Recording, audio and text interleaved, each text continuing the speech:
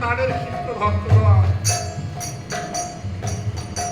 আমাদের শ্রদ্ধেয় গুরু মশাইকে ধন্যবাদ জানাই যে ছোট্ট কীর্তন করার সুযোগ দিয়েছে।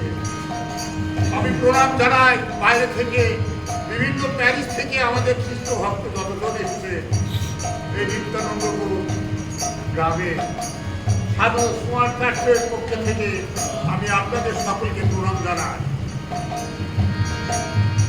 আপনারা এই বিদায় অনুষ্ঠানে আজকে যে ক্ষিতীশ মণ্ডলকে শেষ বিদায় জানাতে আপনারা সকলে এসেছে।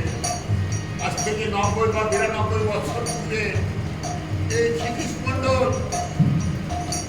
স্বর্গীয় কেদার মণ্ডলের গৃহে প্রবেশ করেছিলেন।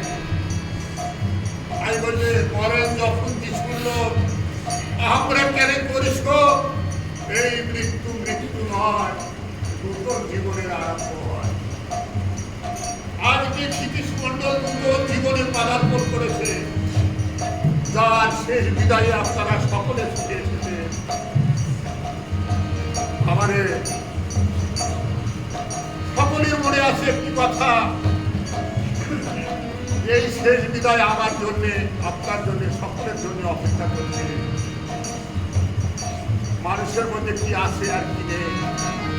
আমার প্রশ্ন যে আপনার মধ্যে কি আছে আর কি নেই, আর কি নিয়ে মানুষ বেঁচে থাকে, এই প্রশ্নটা আমরা আমাদের সকলের মধ্যে করে দেখি।